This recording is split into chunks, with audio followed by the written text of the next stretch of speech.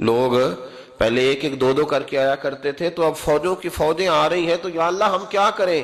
تو رب کریم نے فرمایا محبوب فسبح بحمد ربک واستغفر، اپنے رب کے لیے حمد کرو، تسبیح پڑھو اور استغفار کرو۔ کیا کرو؟ استغفار، معافی مانگو، اس کے حضور آہذاری کرو، استغفار کرو۔ معنی یہ ہوا کہ جب تو غلطی ہو جائے پھر بھی استغفار کرو، جب اللہ زیادہ نعمتیں دے پھر بھی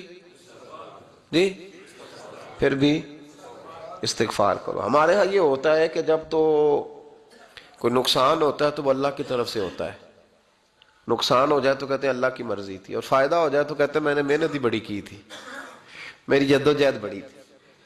ایک بچہ ایک دفعہ میرے پاس کہیں انٹرویو کے لیے جا رہا تھا، تو دعا کرانے آیا، کہنے لگا میں نے وہاں جانا ہے، دعا کیجئے گا اللہ تعالیٰ کامیابی دے۔ میں نے دعا کی، کچھ اس کو پڑھنے کو بتایا، لیکن کامیاب نہ ہو سکا، لوٹ آیا۔ تو میں نے پوچھا کہ کیا بنا؟ کہنے لگا حضرت صاحب بس اللہ کی مرضی تھی، اللہ کی مرضی تھی۔ پھر ایک دفعہ گیا تو نہ کہا اللہ کی مرضی تھی، تیسری دفعہ گیا کامیاب ہو گیا۔ تو بھئی اب کیا بنا؟ کہنے لگا جی جب میں داخل ہوا تو اس نے جاتے ہی مجھ سے پوچھا سب سے پہلا سوال یہ کہ تمہیں جنرل نالج کی بھی کچھ معلومات ہے یا شعبے کے آدمی ہو؟ تو میں نے کہا جناب پوچھیے۔ تو انہوں نے پاکستان کا حدود اربہ پوچھا، تو میں نے فٹافٹ بتا دیا۔ پھر انہوں نے مجھ سے پوچھا کہ یہ جو مینار پاکستان ہے اس کی تجویز کس شخص نے دی تھی؟ تو میں نے فٹافٹ اس کا بھی نام بتا دیا۔ پھر شارٹ ہینڈ کے ایک دو سوالات اس نے کیے تو وہ بھی میں نے بتا دیے، تو الحمدللہ کامیاب ہو گیا۔ میں نے کہا بیٹے جب تو ناکام ہوا تھا تو اللہ کی مرضی تھی، اور کامیاب ہوا ہے تو میں لگا دیے، اب اللہ کی مرضی کدھر گئی؟ یہ اتنا بڑا نقص ہے انسانی فطرت کا، اتنی بڑی کمزوری ہے کہ معاذ اللہ تعالی ہم کمزوریاں قدرت کے کھاتے میں ڈال دیتے ہیں، اور ناکامیاں قدرت کے کھاتے میں، اور کامیابیاں کیا تماشا۔ حالانکہ ہونا یہ چاہیے تھا کہ جہاں انسان کمزور پڑے تو کہے میری غلطی تھی، میری غلطی تھی۔ صوفیاء یہ سبق دیتے ہیں، اللہ کے بندے یہ پیغام دیتے ہیں کہ جب تو کہیں ناکام ہو جائے تو سمجھ جائے تیری، اور جب تو کامیاب ہو جائے تو سمجھ رہے اللہ راضی ہو گیا تھا، اللہ نے رحمت کر دی، اس نے فضل کیا۔ تو یاد رکھیں استغفار، کئی چیزوں پہ استغفار ہوتا ہے، کئی چیزوں پہ، اور استغفار کا نفع ملتا ہے۔ کیا نفع ملتا ہے؟ وہ سورہ نوح کی آیت نمبر 10، 11 اور 12 میں اللہ نے بیان فرمایا کہ استغفار صرف گناہ سے معافی چاہنے کا نام نہیں، بلکہ استغفار کا تمہیں فائدہ ملے گا۔ کیا؟ رب فرماتے ہیں فَقُلْ تُسْتَغْفِرُوا رَبَّكُمْ۔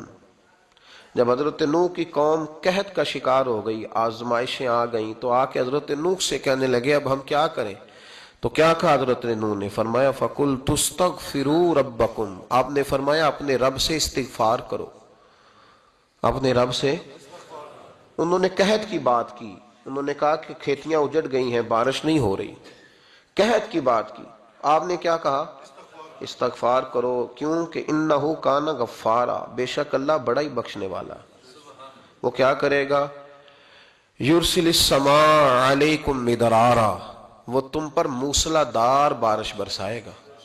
جب تم استغفار کرو گے تو اللہ موسلا دار بارش برسائے گا، وَيُمْدِدْكُمْ، اور وہ تمہاری مدد کرے گا۔ استغفار کرنے والے کی اللہ کیسے مدد کرے گا؟ بِأَمْوَالٍ وَبَنِينَ، تمہیں مال بھی عطا کرے گا اور بیٹے بھی عطا کرے گا، بارش بھی دے گا استغفار کرنے والے کو، اور مال اور اولاد سے اس کی مدد بھی کرے گا۔ وَيَجْعَلْ لَكُمْ جَنَّةٍ وَيَجْعَلْ لَكُمْ أَنْهَارًا، اللہ تمہیں جنت بھی عطا کرے گا اور تمہیں نہریں بھی عطا فرمائے گا، تمہارے لیے جنت بھی بنائے گا، انہار بھی بنائے گا۔ توبہ کا، استغفار کا تمہیں یہ فائدہ ملے گا۔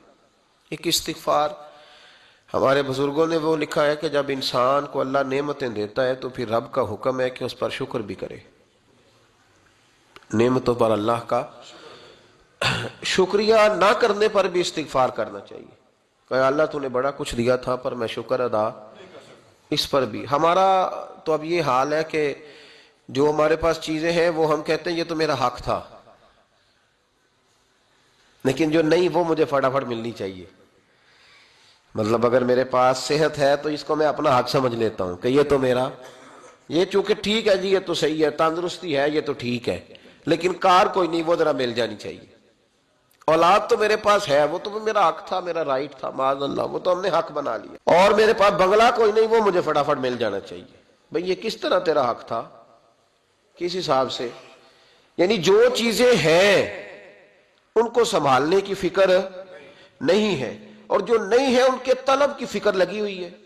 شکر نعمت کو محفوظ کر دیتا ہے، شکر نعمت کو محفوظ کر دیتا ہے، اور ناشکری نعمت کو لَئِن شَكَرْتُمْ لَأَزِيدَنَّكُمْ وَلَئِن كَفَرْتُمْ إِنَّ عَذَابِي لَشَدِيدٌ۔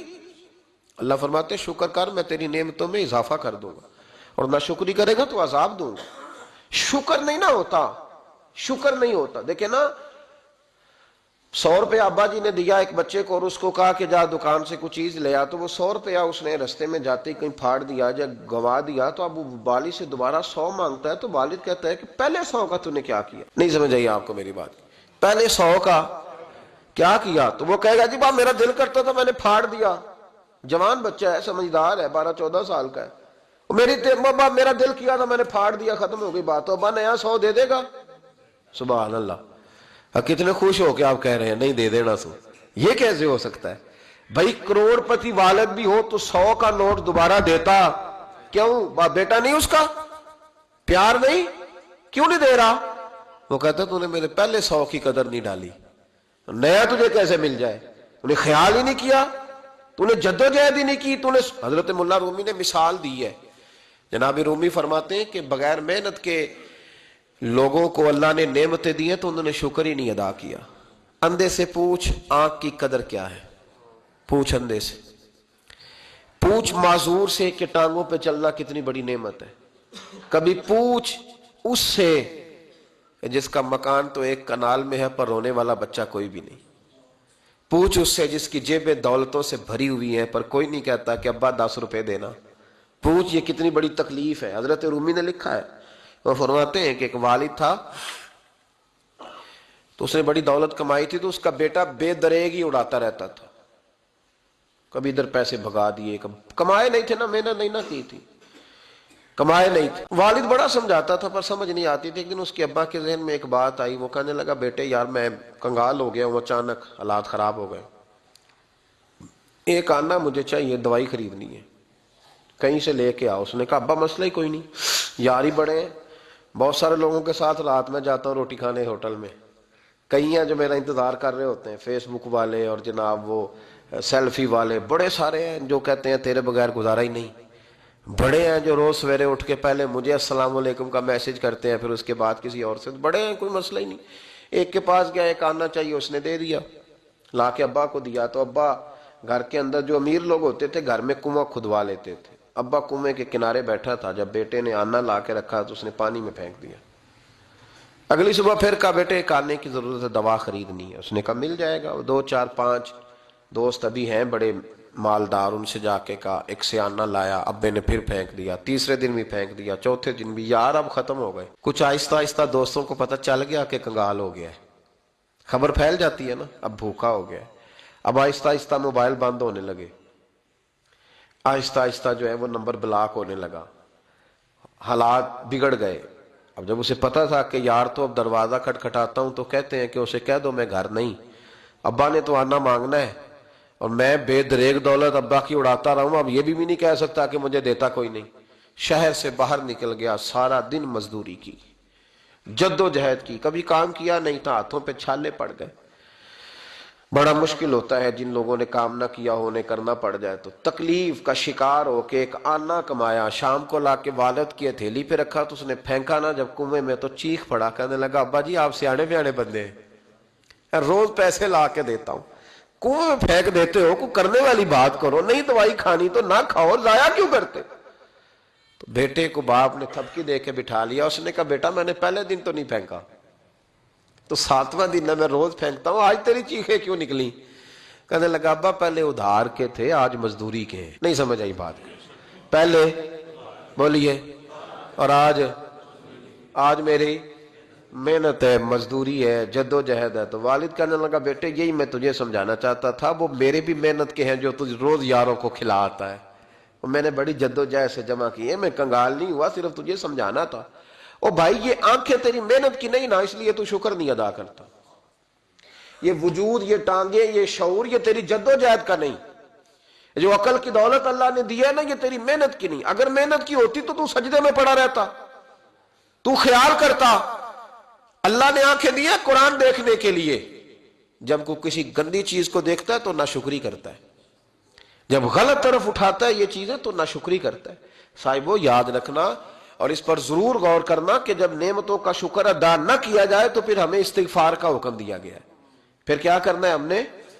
استغفار کہ یا اللہ ہم تیری نعمتوں کا شکر ادا نہیں کر سکے تو ہمیں معاف فرما دے، تو ہم سے درگزر فرما، معاف فرما۔ ایک استغفار اس بات کا ہے کہ دیکھیں نا، یہ رسول پاک علیہ السلام کا فرمان ہے، یہ حدیث امام رازی نے لکھی ہے، اور نبی پاک کی فرمان کے لحاظ سے جو چیز ہمارے سامنے آئے نا اس پر ہماری آنکھیں بھی کھل جانی چاہیے، دل بھی کھل جانا چاہیے کہ کوئی خاص ہی بات تھی جو حضور نے بیان فرمائی صلی اللہ علیہ وسلم۔ سرکار دو عالم علیہ السلام نے فرمایا ایک آدمی نے 500 سال بغیر ریاکاری کے اللہ کی عبادت کی۔ کتنے سال؟ 500 سال۔ یہ 5 سال نہیں ہوتی بغیر ریاکاری کی۔ تہجد پڑھنے والا جب تک 6 لوگوں کو بتا نہ دے تہجد پڑھی ہے، اتنی دیر تو تہجد آگے بڑھتی نہیں، کم از کم 6 بندوں کو پتا ہونا چاہیے۔ اور میرے جیسے حاجی نمازیوں کا تو دل کرتا ہے کہ وظیفے پہ بندہ رکھا جائے جو تعریفیں کرے صبح و شام۔ حاجی صاحب کی کیا بات ہے، حضرت صاحب کی وظیفہ دیں گے اس کو مہینے کا، وہ تعریف کرے کھول کے کہ آپ کی بڑی بات۔ یہ مرض ہے، تعریف سننا نا یہ بیماری ہے، اس نے جھوٹ کو جنم دیا ہے، بہت بڑا مرض ہے۔ حضرت سعدی نے اس پر بہت بڑے مقالہ جات لکھے ہیں اور فرماتے ہیں یہ مرض کچھ لوگوں میں بہت زیادہ ہوتا ہے۔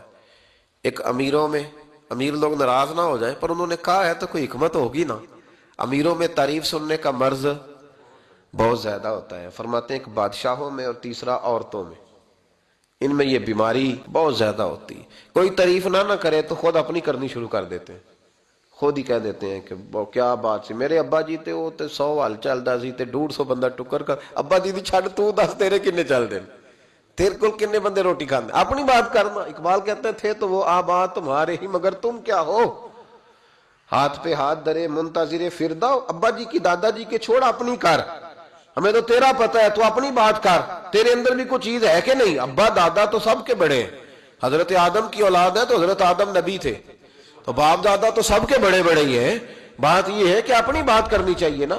تو یہ بیماری ہے، یہ نقص ہے، 500 سال بغیر ریاکاری کی عبادت، اور بیان میرے نبی کریم علیہ السلام فرما رہے ہیں 5، بولیے، یہ بہت بڑا مسئلہ ہے۔ دکھاوا نہ ہو، ریاکاری نہ ہو۔ ہم مجالس میں جاتے ہیں نا جناب، محافل میں، تو لسٹ ملتی ہے، یہ چودھری صاحب نے صدارت ہے، انہوں نے خصوصی تعاون کیا ہے، تو یہ فلانے صاحب ہے تو ان کا بھی نام لینا ہے۔ تو میں کبھی کبھی کہہ دیتا ہوں کہ یار آپ نے تو کہا تھا یہ نبی پاک کی تعریف کی محفل ہے، اور یہاں آپ نے لسٹ لگا دی ہے پوری تعریف کرنے والوں کی۔ کچھ ضروری ہے کسی کا نام لینا اور اس کا جناب ذکر کرنا اور اشتہار پہ اس کی فوٹو آنا، یہ کچھ ضروری ہے؟ ویسے بھی کوئی اچھا لگتا ہے کہ نبی پاک کے نام کی محفل اور میں کہوں میں صدارت کر رہا ہوں؟ ڈرنا چاہیے نا مجھے اللہ تعالیٰ، حضور کی محفل اور میری صدارت، اس پر کبھی غور کریں۔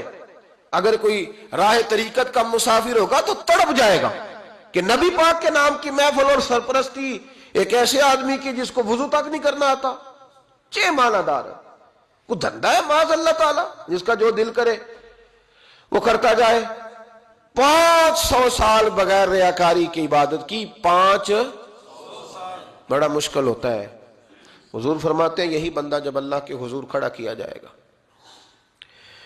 تو رب کریم اس سے کہے گا کہ چلو اس کو میرے فضل سے جنت میں لے جاؤ، تو عرض کرے گا مالک فضل تو ٹھیک ہے پر 500 سال لگائے ہیں میں نے، 500۔ وہ مولوی صاحب میری طرح کے بیچارے جو امام مسجد ہوتے ہیں نا تو وہ بھی کہتے ہیں جب میں آیا تھا تو 30 بچے تھے مسجد میں، اب 80 ہو گئے۔ اور بھائی یہ بندوں کو بتانے کی کیا ضرورت ہے، یہ تو اللہ کی رضا کے لیے ہے نا، تو چھوڑ اس میں اتنا تذکرہ کرنے کی کیا حاجت۔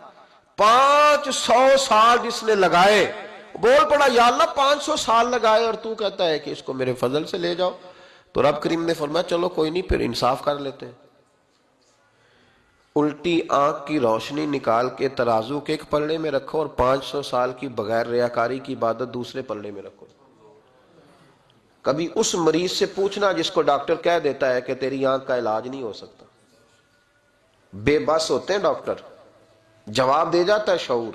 پوچھ کبھی اس شخص سے کو کہتے ہیں بس جناب اب آپ اپنی آنکھیں موجود ہونے کے باوجود آپ دیکھ نہیں سکتے، اتنی موٹی آنکھ لگی ہوئی ہے، لیکن روشنی اللہ چاہے تو دیتا ہے، نہ چاہے تو نہیں دیتا.